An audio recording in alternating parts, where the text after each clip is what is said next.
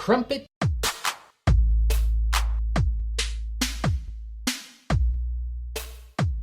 Espresso.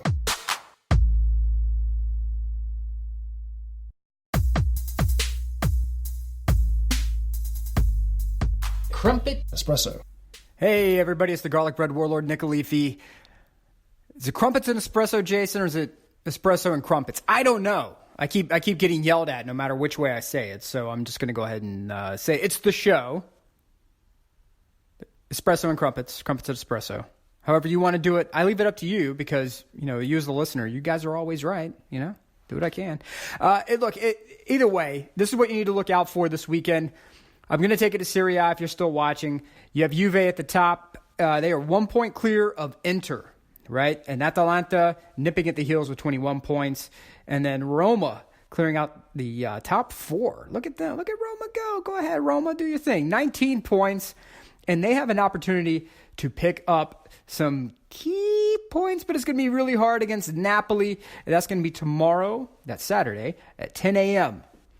Now, Inter facing Bologna, that is a prime chance for them to move up into the top spot. You have the Torino derby. You have Torino versus Juve. That's going to be tomorrow at 3:45. That's always a tough game. So look for Torino to come out studs up and try to slow down this Juve attack, which seems to be fully embracing Saudi ball. So, do what you got to do. Nothing wrong with that. But Sunday, oh, man, you have Milan-Lazio. And I don't know if you saw the Milan game from this past week, but they played Spal, and boy, howdy, was it nasty and disgusting. This Milan team is just a collection of players. There's really no other way around it. And the Elliott Group says they are going to spend in January. Essentially, that's like saying, yeah, I'm just going to buy this on my credit card. And then your really good friend says, yeah, but you don't have any money. And you say, yeah, but I got this credit card. No. You have a line of credit, fam. You don't have cash because you have nothing backing it other than just debt, endless debt. And that is what Milan is looking at right now. I have no idea who they're going to buy. I have no idea how they plan to avoid financial fair play. It looks like they're going to miss Europe yet again unless they discover some clause or some loophole or pay off the right people to somehow make their way back to Europe. I don't know how it's going to happen, guys, but I can tell you one thing.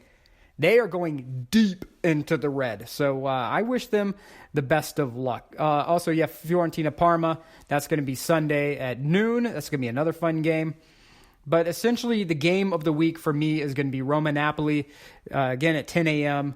That's going to be a hard-fought game. It's going to be a lot of fun. And then Torino at Juve at 3:45. Okay?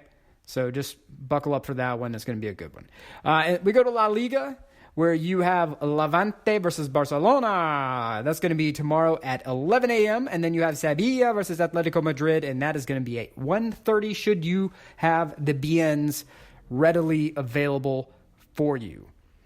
So, fam, do we have any questions? Do we have any concerns?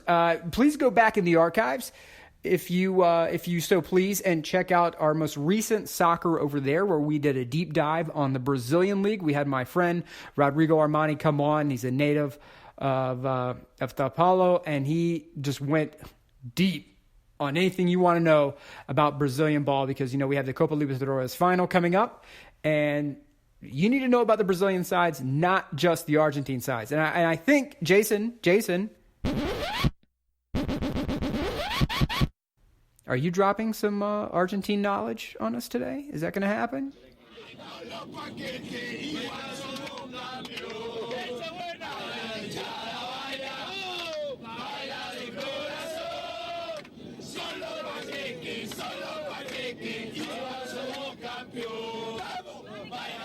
Did I just completely mess you up by saying it now in my show?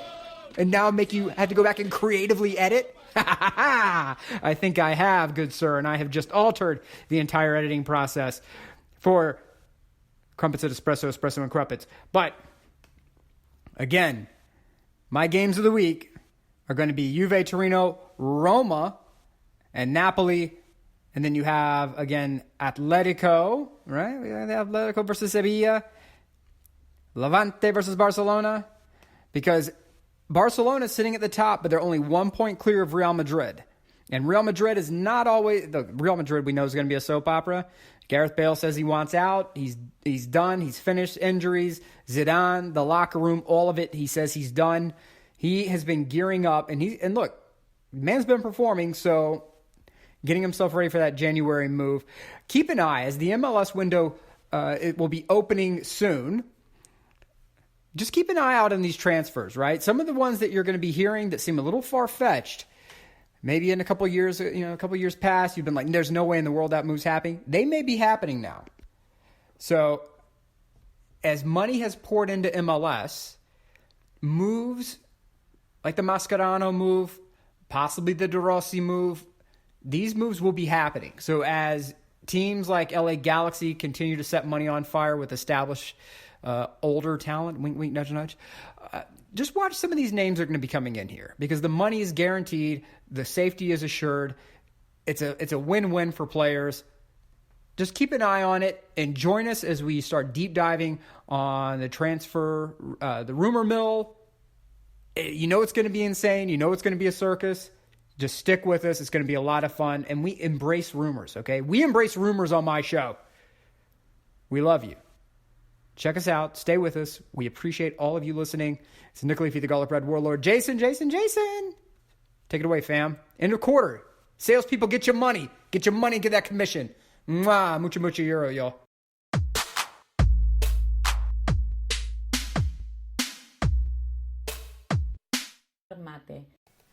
As Nick previewed in his segment of Espresso, let's get into a little mate here and the Argentine Superliga. I'm Jason Longshore, and the big story right now is Boca Juniors.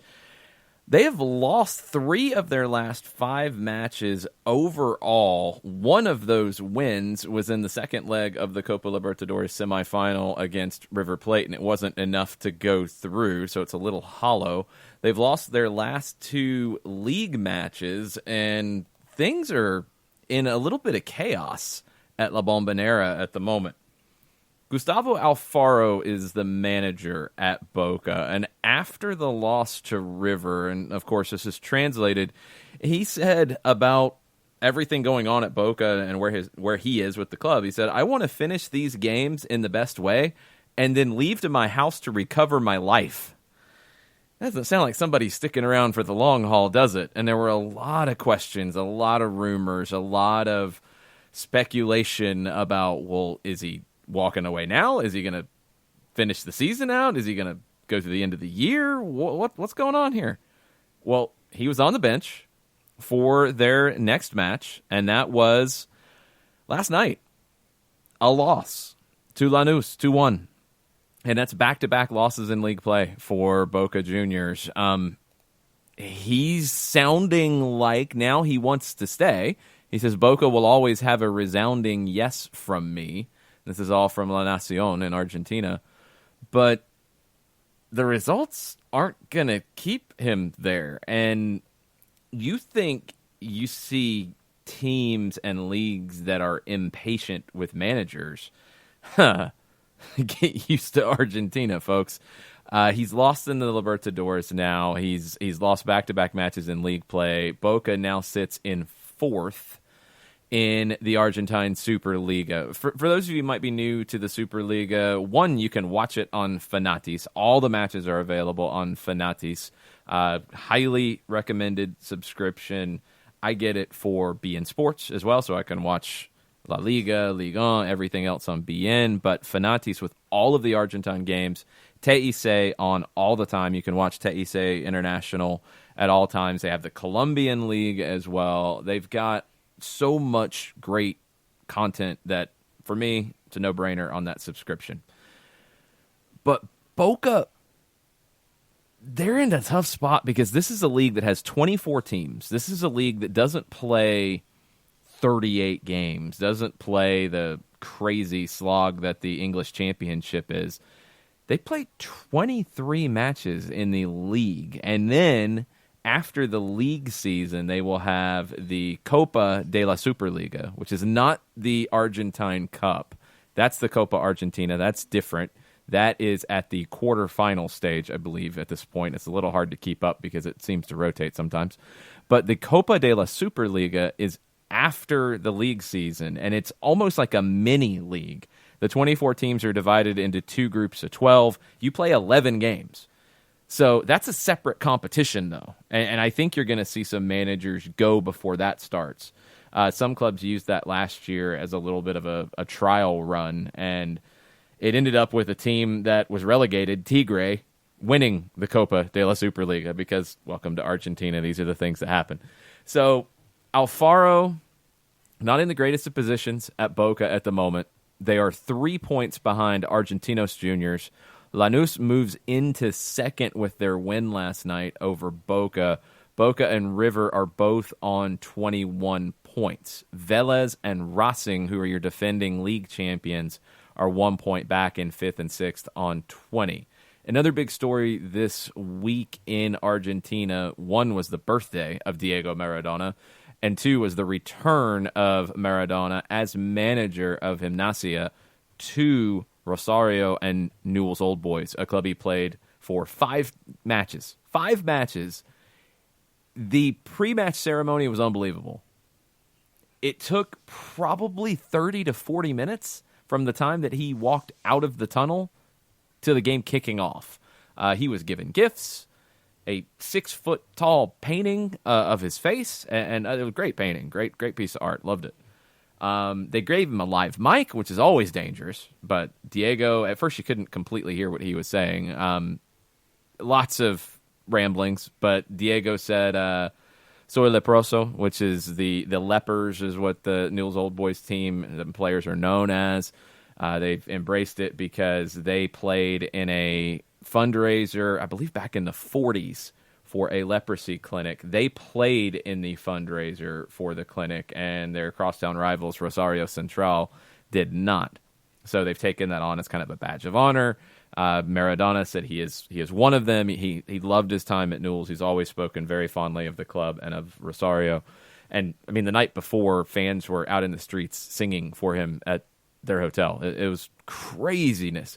They gave him a throne, and he autographed the throne and then sat in the throne to manage the match that saw Gimnasia dominate Newell's. Newell's isn't having a blowaway season here either. They're 7th in the table right now on 18 points. Well, they lost 4-0 at home to Gimnasia, who that's their 2nd win of the season. And it's the 2nd win since Diego Maradona took over. Now, they've still got a hole to climb out of to avoid relegation. But Gimnasia, it may be turning the corner a little bit.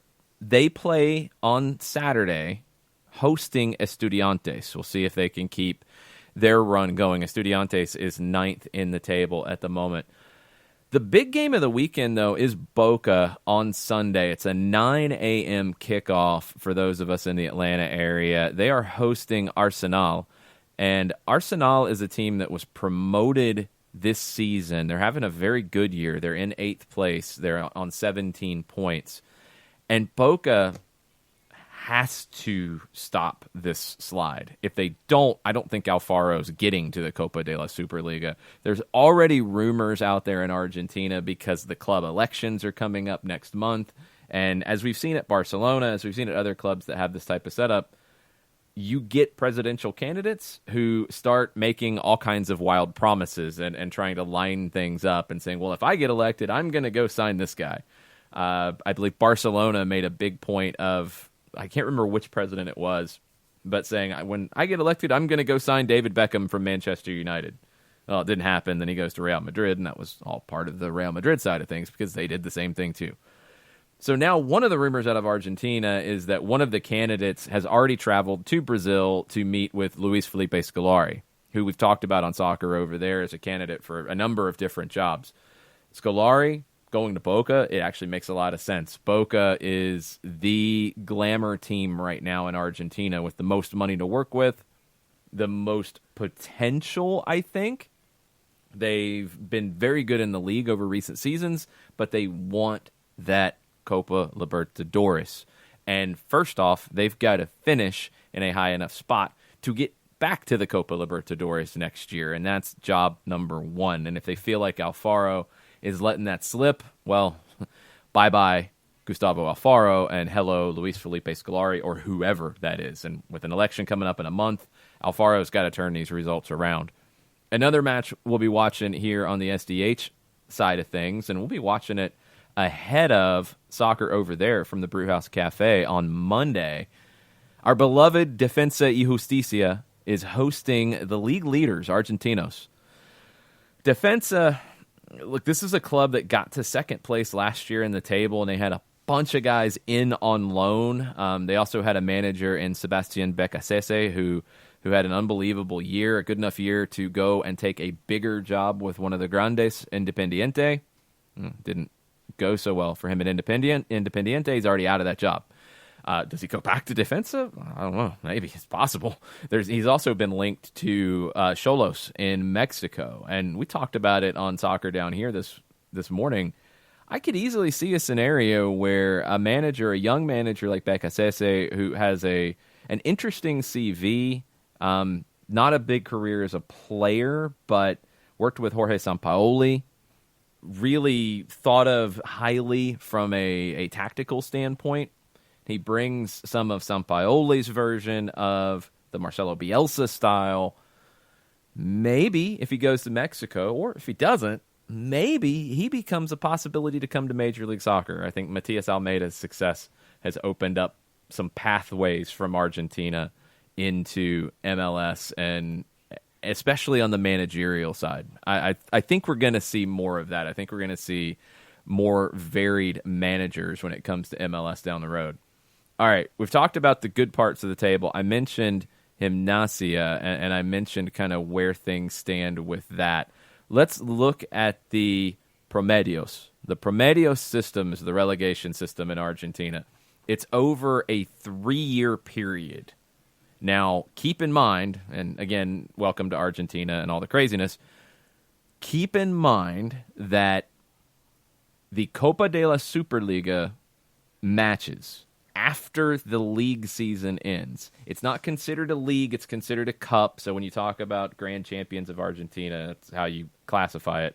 But those matches count in the relegation side of things for the Promedios. So Diego Maradona has some time to get Gimnasia out of the basement, because they are in the basement.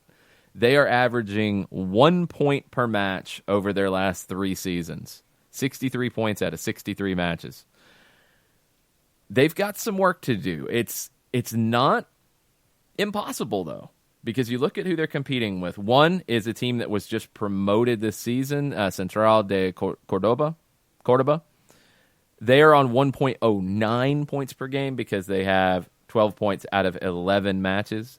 Then the next two have played the same number of matches as Gimnasia, Rosario Central, and Patronato. They've both earned 71 points, so they're at 1.13. Aldo Civi is the safe one right now because 3 go down. So either Patronato or in Rosario Central will go down. If they end up level completely, there's a playoff to stay up, which will be one of the most bonkers matches of all time. Aldo Civi is barely ahead of them. They have only been up for 2 years, not the full 3 that Patronato, Rosario, Central, and Gimnasia have been up for. Aldo Civi, 41 points out of 36. That puts them at 1.14. Bonfield is just above that at 1.16. That's what you're looking at. So 3 of those 6 are going to go down. And Diego Maradona has some work to do with Gimnasia, but you keep getting wins, well, maybe things change a little bit for Diego and for El Lobo of Gimnasia de La Plata. All right, that's your Argentine update. There's your mate for the week. Be watching Boca and Arsenal. Be watching Defensa y Argentinos. So looking forward to those. Take it away, John, for some crumpets.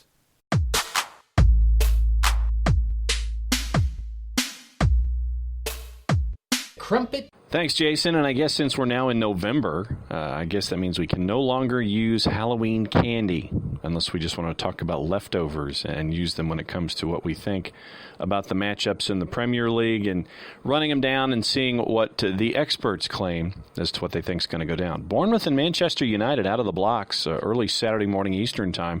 They're looking at this one. Manchester United is at plus 115. Everything else is of a draw option. So not touching that one even with, well, actually, I take it back. With the leftover candy that has the nondescript black, orange, and beige wrapping, and you don't know if it's taffy or what, that I would probably put on Bournemouth and go with the draw there at plus 225. So Arsenal and Wolves, Arsenal at minus 134, considering what they did over the weekend, I'd probably go with Wolves here. Wolves at plus 375 to win. And if you can get the draw option, you're looking at pretty much even money. Draw or Wolves is at plus 100. So the Wolves to win full-time plus 375. So I think that that might be worth some Mounds or some Almond Joys if you're looking for something with Arsenal with what they were having to do in the Carabao Cup. Aston Villa and Liverpool. Liverpool minus 300. Probably going to be a lot closer than people think, considering that they were both active in the Carabao as well. But not touching it. Liverpool's a prohibitive favorite, so move on. Brighton and Norwich. Brighton listed at minus 138. Not knowing which Brighton team is going to show up since this one, I think, is at home. I'm still looking at the draw here. I think that Norwich still has some points in them, and I think that this might be one of those opportunities. Norwich to win is at plus 333, but even money if you can get the draw option tied to it on a double chance. So I would go with the draw there, but still, to me, that's more of a Mounds and an Almond Joy look for me. Manchester City, Southampton. Manchester City minus 1,400. Southampton, yeah, they're in the relegation fight. Next would be Sheffield United and Burnley. A lot of folks are looking at this one as a draw. I think that with the defense that Burnley has and what Sheffield United wants to do with a 3-5-2, shocking, never heard that one before.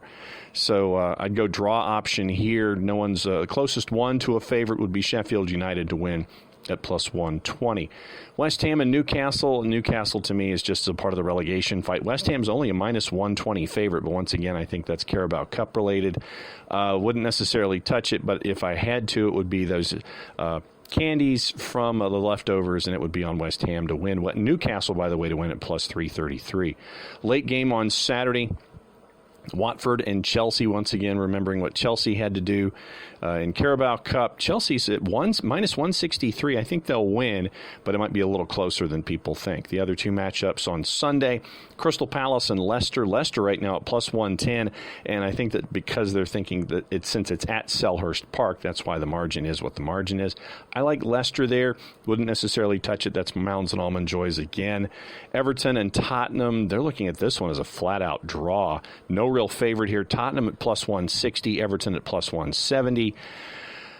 I just, is Tottenham really teetering? And that would be the answer. So I would not touch that one with the proverbial 10-foot pole or your Mounds and Almond Joy on the weekend. Looking at stuff in the championship, the early game, Barnsley, Bristol City, two teams toward the bottom. Looking at that one with a quick turnaround, that's a draw there. A couple of the larger favorites, Wigan and Swansea. Look at that. Wigan and Swansea, just looking at the numbers. Swansea favored, but it's only plus 140. Interesting for a team that right now would be in the playoff to get in to the promotion section of the championship. A couple of larger favorites. Brentford, minus 223. Of course, they're going up against Huddersfield, is at the bottom of the table.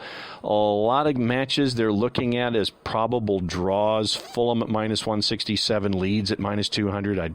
That's a prohibitive favorite for me, especially where Bielsa's concerned. Luton and Nottingham Forest they're looking at as a draw. Reading and Millwall as a draw. Charlton and Preston North End. Preston North End, shockingly right now, up toward the top end of the playoff as well. They're at plus 145. So that would be the rundown, and so I will leave it to you, Jason. Are we supposed to go with Halloween candy, or are we trotting to the Thanksgiving table when it comes to what we're thinking for when it comes to wagers? I think I'll just have a lot of extra chocolate and chocolate bars that I'll be wagering for the foreseeable future. That's the look at what the purveyors think when it comes to the Prem and the Championship. Safe eating, and make sure that it's stuff that the leftovers and the stuff that you don't like is what you send to the center of the table when you see what your hand is. Jason, the rest of the segment is yours.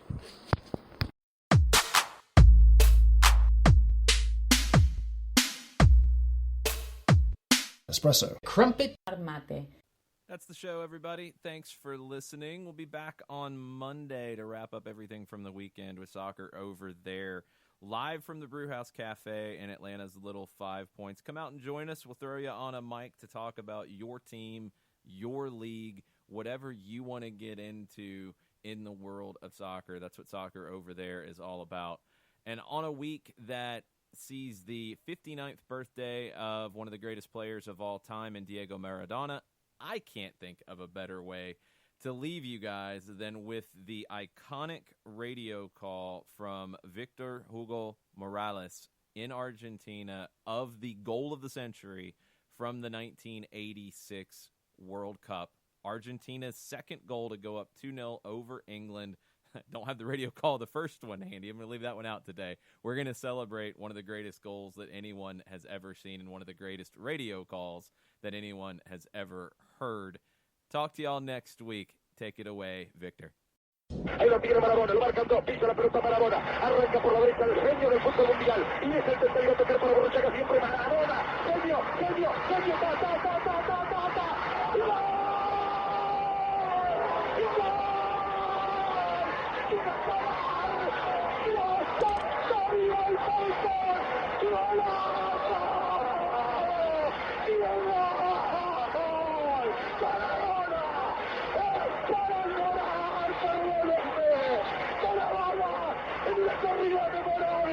en la jugada de todos los tiempos, barrilete cósmico, que se planeta viniste, para dejar el cabinetante inglés, para que el país se opulle apretado, gritando por Argentina, Argentina 2, Inglaterra 0, Diego Armando Maradona, gracias Dios, por el fútbol, por Maradona, por esas lágrimas, por Argentina 2, Inglaterra 0.